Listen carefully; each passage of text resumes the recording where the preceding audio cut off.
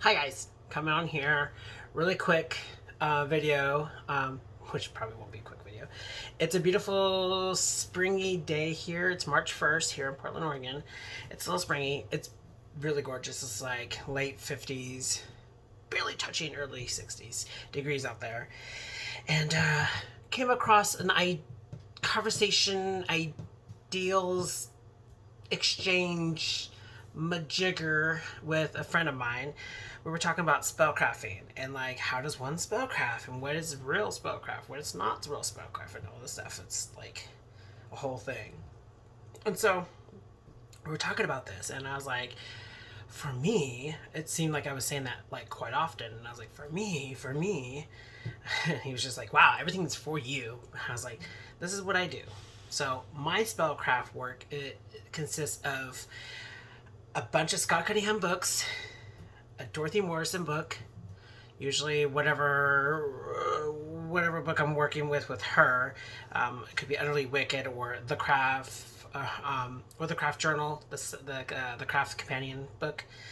I usually grab those books. Scott Cunningham, herb book was a very the Encyclopedia of Magical Herbs. That's a very very big thing on me, and I might get the Incense Oils and Brews book as well because that helps give me that. Scott Cunningham, the Wicked or the Wicked Wicca. That book, I usually grab that book, really good, or his Personal Book of Shadows book that was later released. I usually grab those, set it down, and I kind of cross reference each thing, and including my personal reference in my Book of Shadows.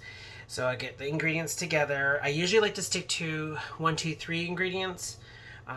I feel like if you add way more ingredients, I feel like I'm just overkilling the situation, the spell, whatever. I stick to threes because three is a really good number. It resonates with me. It's easy. It's part one of this, 2 parts of that, 3 parts of this. That's always been my policies. If you can go way, way back on my videos, there's some herbal recipes I have. Just simple ones. Anyways, so I stick to that. I really don't go crazy, but sometimes I do. And when it comes to wording, I like to write down my situations, like whatever I'm going through right now. Like, do I need protection? Um, do I need cursing? Not cursing, but do I need removing a curse? Do I need to increase money? Do I need to do house cleansing and stuff like that? So I write down what's my situation, and I kind of just like pick out those words and try to highlight what's keywords, and then from there I include those words into my rhymes. And usually my rhymes are really chatter. For instance, my protection oil, when I make it, I usually say like 3 words: protect, deflect, um, safe would be one of my favorite words I use.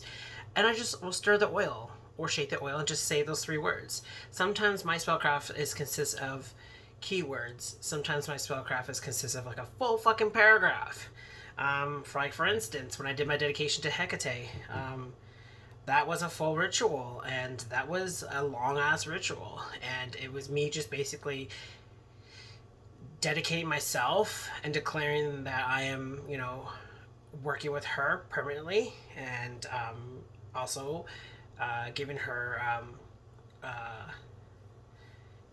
I was giving myself to her in a way of devotion where I would always constantly, use her first. Like, I did so much stuff, and it was long, but I consider that as a ritual.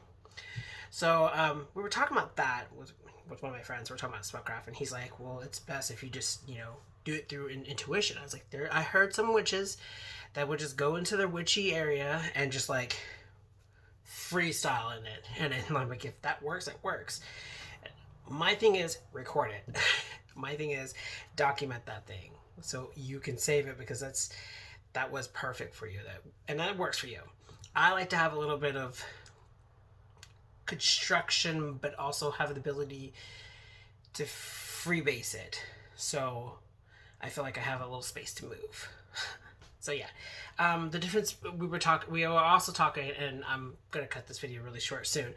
We also were talking about the difference between spellcraft and rituals, and I was telling him that rituals are usually consist of like long duration of a spellcraft, if you will. Like we're calling in the corners, we're cast a circle, we're calling in the corners, we're calling into our deities, we're calling every little bitch in the damn fucking world into the circle, and we're gonna talk this out. We're gonna hash this out. We're gonna go with the spellcraft with this, and that's what a ritual for me is. Most of the time when I'm doing spell work, I don't really cast circles because I already use my apartment as a full-on sacred space.